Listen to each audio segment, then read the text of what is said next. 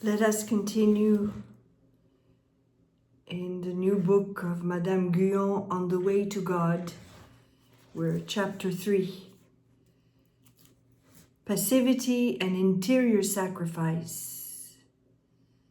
When we have for some time enjoyed the repose of a victory that has cost us so much trouble, and suppose ourselves forever relieved from an enemy whose whole power has been destroyed, we enter into the third degree, next in order to the other, which is a way of faith more or less savory according to the state.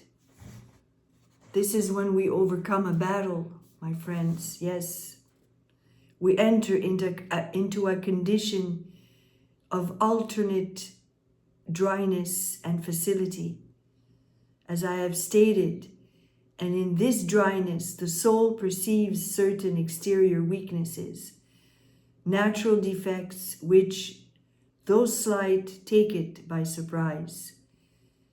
It feels, too, that the strength it had received for the struggle is drying away. This is caused by the loss of our active inward force. For although the soul in the second degree imagines itself to be in silence before God, it is not entirely so. It does not speak, indeed, either in heart or by mouth, but it is in an active striving after God and constant out-breathing of love, so that being the subject of the most powerful amorous activity exerted by the divine love towards himself, it is continually leaping, as it were, towards its object, and its activity is accompanied by a delightful and almost constant peace.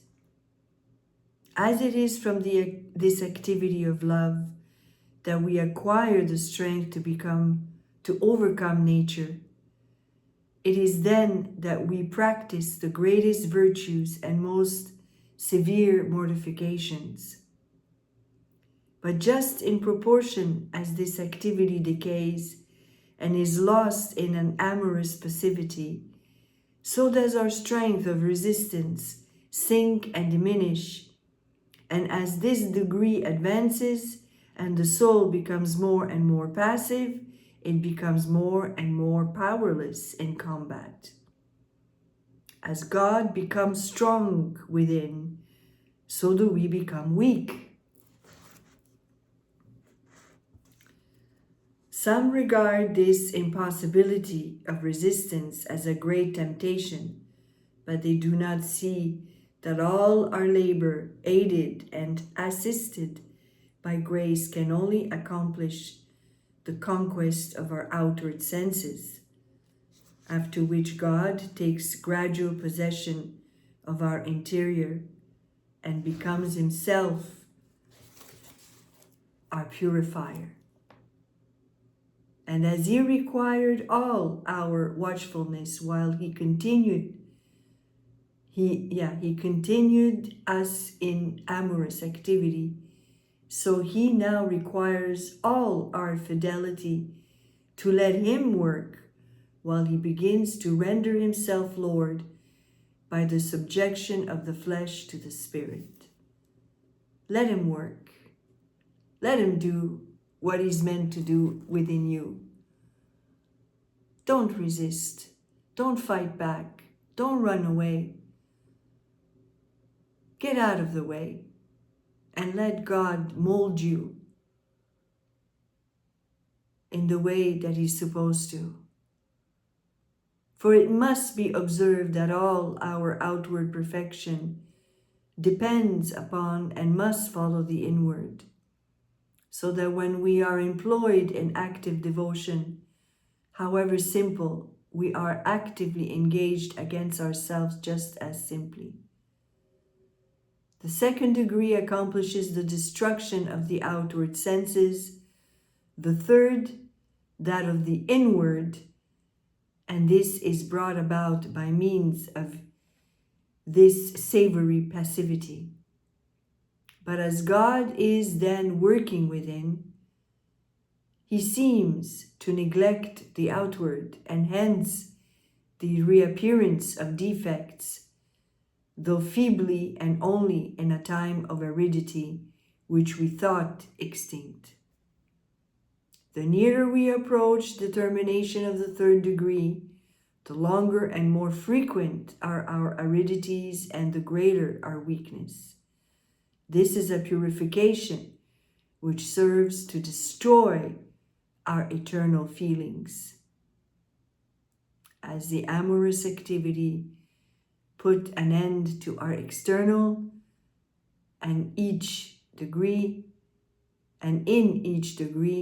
there are alternations of dryness and enjoyment. The dryness serves as a purifier from its barrenness and weakness. As soon as we cease from inability to practice mortifications of our own fashioning, those of providence take their place, the crosses which God dispenses according to our degree. They are not chosen by the soul, but the soul, under the interior guidance of God, receives such as he appoints. We are being sanctified, yes, step by step, degree to degree. It does not happen all at once, my friends. Otherwise, we wouldn't survive. But it is the process of sanctification. God will bring us through periods of dryness, of stillness,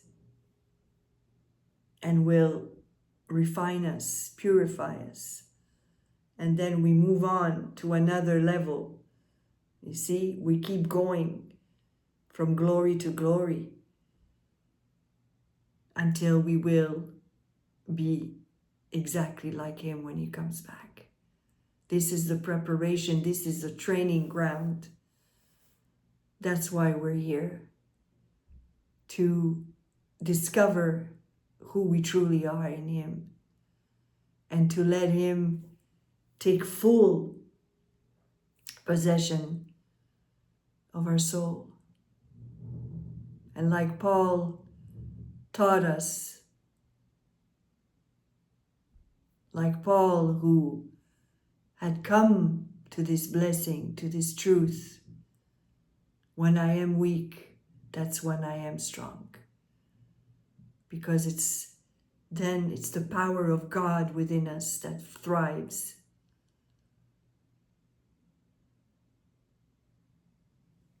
May you receive revelation and be blessed.